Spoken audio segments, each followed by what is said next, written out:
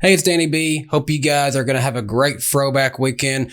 Unfortunately, I'm coming today with some sad news to start off throwback weekend. I think it was safe to say Trackhouse Racing seemingly won throwback weekend this year. Their combination of the number 1 and 99 Coca-Cola throwbacks to Dale Earnhardt Jr. and Dale Earnhardt Sr. were absolutely chef's kiss. It was great to see these cars announced, and what was even better was the plans that Justin Marks had for before the race at Darlington Raceway. Unfortunately, though, a few of those things have had the wool pulled over their eyes, so to speak. The number 1 car of Ross Chastain, we knew originally that this seemed too good to be true with the way the number 1 resembled the Dale Earnhardt Incorporated number 1. And while people did say that, Miss TE had nothing to do with this being changed, it was changed to have the Trackhouse slash. Personally, it's kind of a good touch. I think it brings in that new school feel that Trackhouse Racing definitely brings, but it gives credit back to the old school of Dale Earnhardt Incorporated. They have executives who were once with DEI back in the day who are now hand in hand with the folks at Trackhouse Racing. So because of that, I think that is something that's really cool to see. However, what is more sad to see is what's happened to Justin Marks. He had purchased and was actually planning to take around for some pace laps before the Darlington race to kind of showcase NASCAR's history, Harry Gantz, old number 33 Skull Bandit car.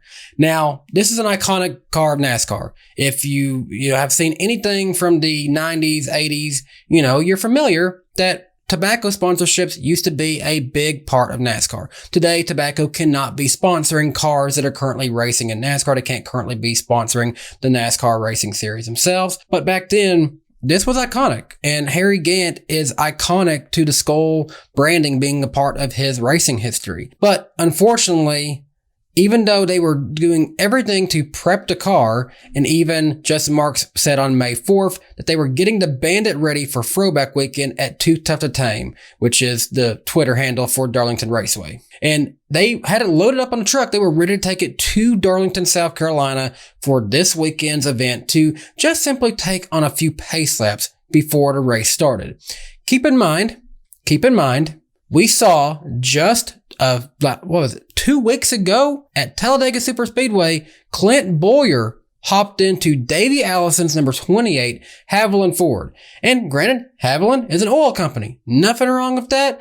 But what is on that car is the old Winston Cup sticker. They left that on there. And get this, Clint Bowyer was wearing the Skull Bandit helmet while driving this car around Talladega. That's 2 tobacco sponsors seen on that car, either via his helmet or via the sticker on the side.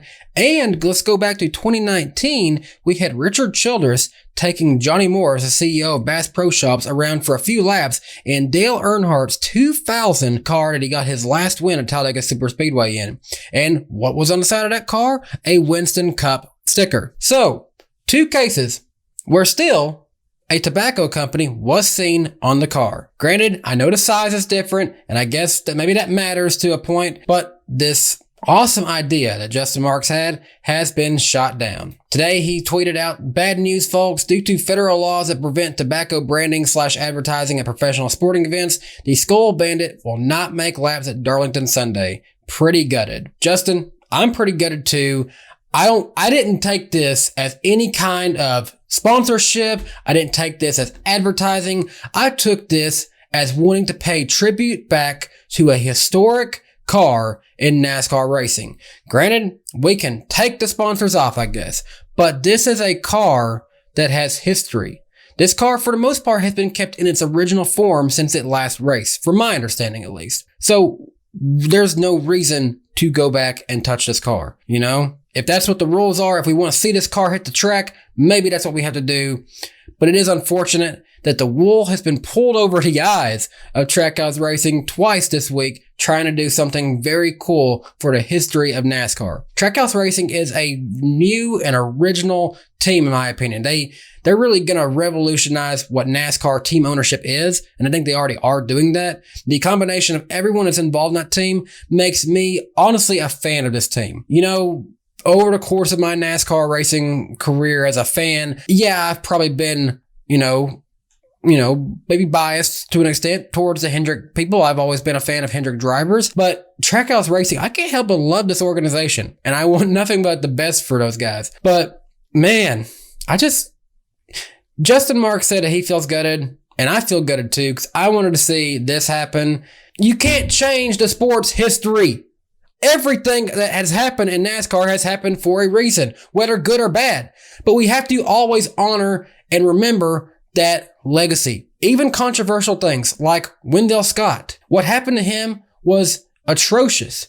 He was robbed of a win when he rightfully earned it and wasn't given it until after everyone had already left. But you can't go back and just act like that never happened either. You take that and you make it a step to go into the future. Just like this, NASCAR will never have a tobacco sponsor again. But you can't just wipe away the fact that they did in the past. If you want to honor NASCAR's legacy, if you want to honor NASCAR stars of the past, including Harry Gant, you have to be able to find a way to draw the line. This was not during the race. This was going to happen just before the race. They might not even show it on TV. Maybe they would have, but they didn't have to show it on TV. It was going to be something for the fans at the Speedway. I'm kind of ticked off about this. I don't know how you guys feel about this. I personally wanted to see this happen, and the Ross Chastain number deal is something else. This whole deal with the Bandit car, everyone wanted to see this happen. Everyone was happy that this was going to happen until all this happened. I don't know who's really the one enforcing this. It might be a NASCAR decision, it might be others, but you know what? They like to change their rules all the time. Why couldn't they change the rules for this? Just once. Don't even put a TV camera on it, guys. Didn't have to do that. It wasn't an advertisement. It wasn't a sponsorship.